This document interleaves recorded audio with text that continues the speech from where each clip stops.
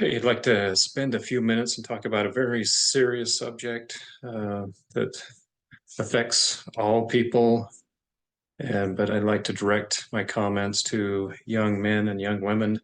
It is very hard growing up. It was hard for me growing up in the world I was in, but this world is much more complex and difficult.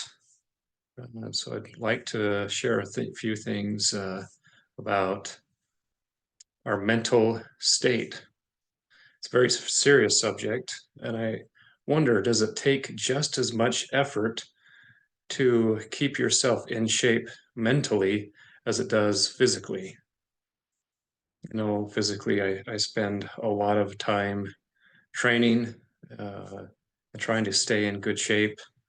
And I wonder, how much time do we spend being very cautious with the thoughts that come into our minds, the thoughts that are allowed to stay there, and the thoughts that we act on?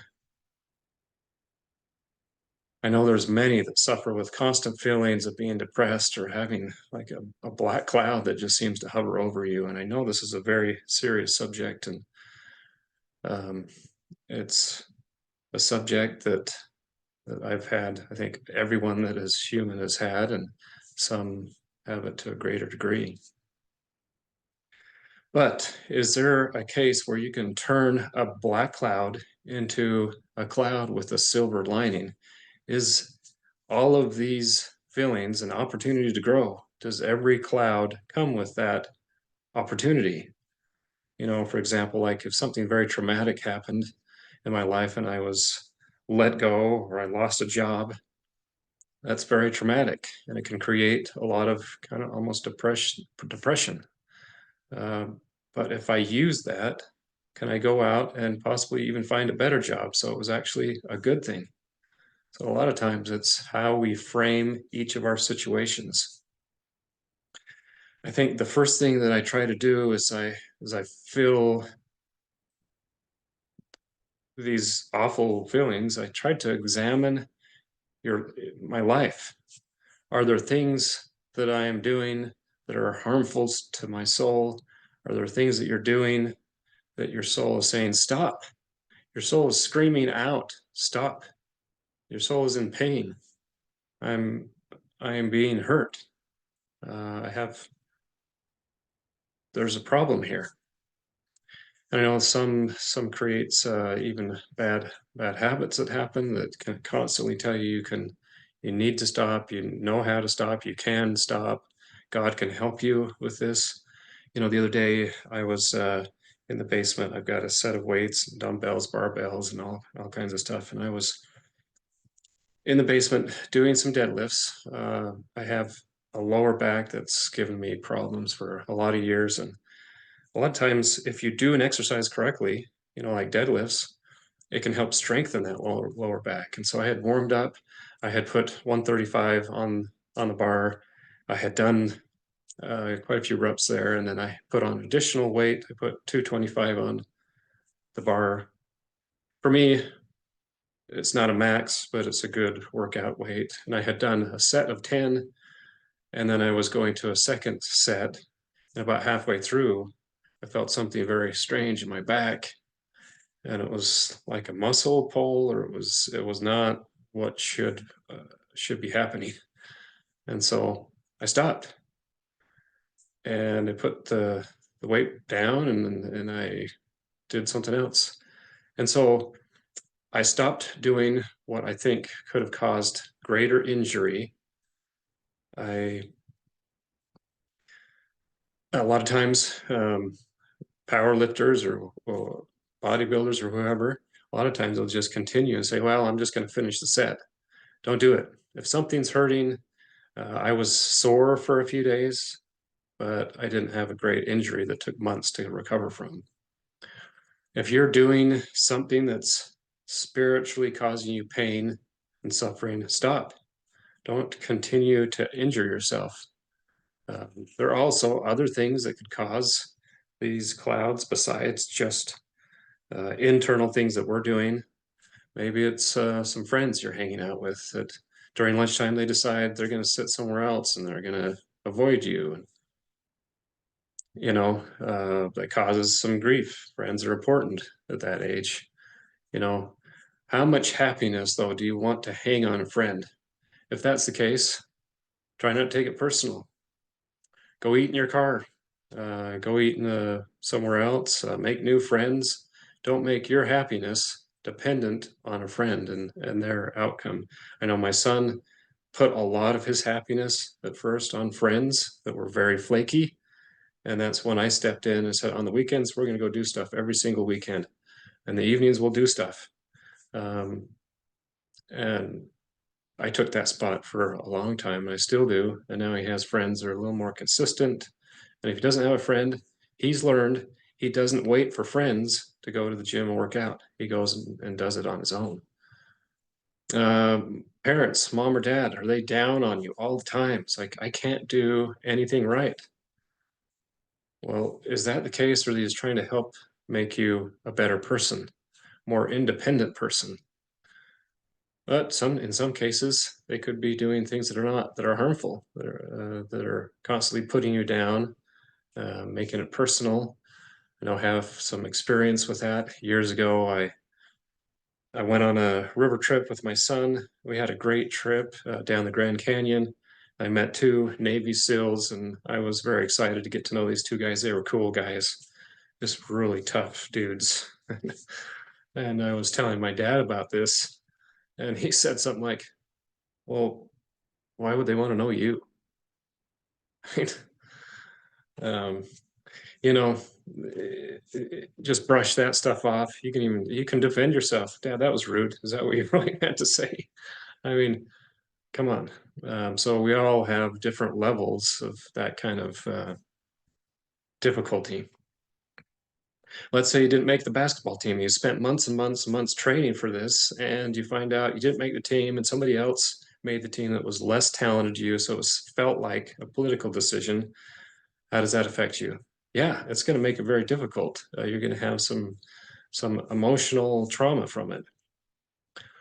Well, how do you free yourself from these chains and the chains that these demons sometimes bring on?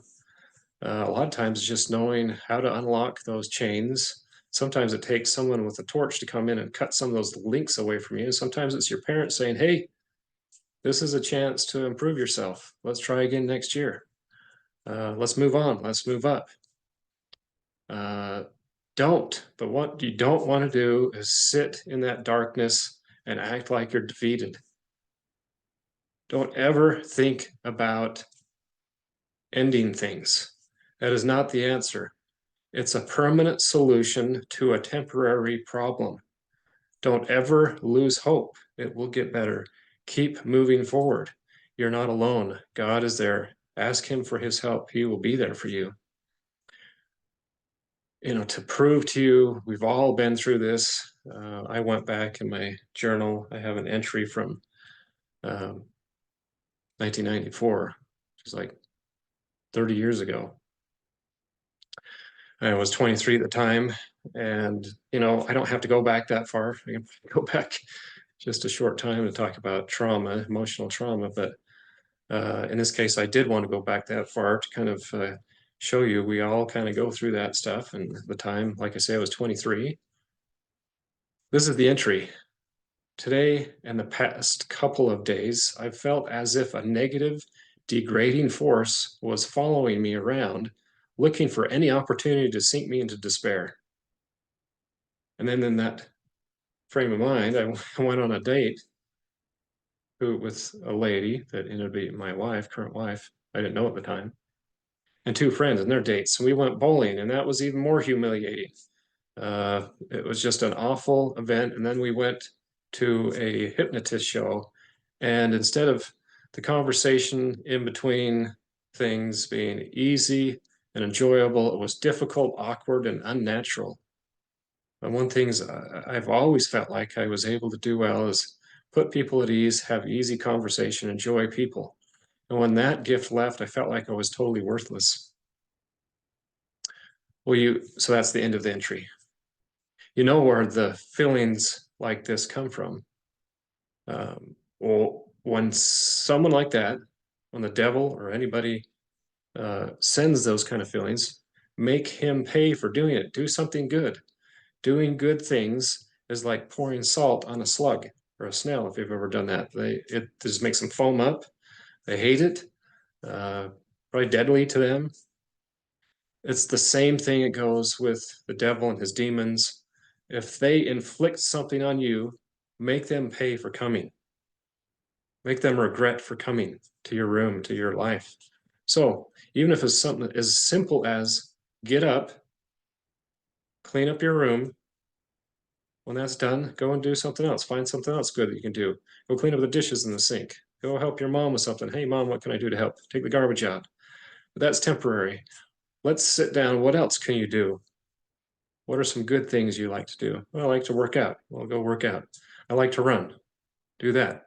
I like to play basketball. I like to read. Find an inspirational story about someone that did something difficult and read about it. I like animals. Go down the street and talk to an older couple and walk their dog for them. I like to say, do something nice for a parent, a sibling, a teacher, a friend, a stranger, somebody, and then get help. Get help from counselors, from parents, from medical people. They have their place, but you have your part. You have to get up. Sometimes it's exhausting. You can't sit in that darkness. You have to go forward and do your part. God will be there as a crutch, but those crutches will be removed when you get stronger. So the following day, I made this entry, and this is what helped me get out of that awful position. When I woke up, I was in a terrible mood, but thank goodness I had decided to fast that day. So if you don't know what that is, sometimes these forces are so great that it takes something like fasting, where you go without food or water for a couple meals. If it's in the middle of the day and you've got to work out and you've got to do other activities, and sometimes just go without the food and you can still drink the water. But I decided to do that. That was a Sunday morning. And so continuing with that entry. So because of that fast, the Lord blessed me to recover from that low feeling, that depression. It also taught me some good things. Among some of the things I learned is God told me that gift to communicate, the gift to enjoy people, being able to connect with people, that is really a gift from Him. And that I wrote, I hope that the Lord would help me to continue to improve that, and also always to remember that it's a gift from Him. Remember this, evil and demons, evil forces always look for someone easy. Don't be a victim to these spirits. A lion always prowls, is on the prowl, looking for the weak. And as they get pushed out and they start running, the lion can easily pick out the ones that are injured or easy prey. Don't make it easy. Make him pay. So you can turn your black clouds into clouds with a silver lining. It is an opportunity to grow. Every cloud has a silver lining, which means you can derive some benefit from every bad thing that happens to you.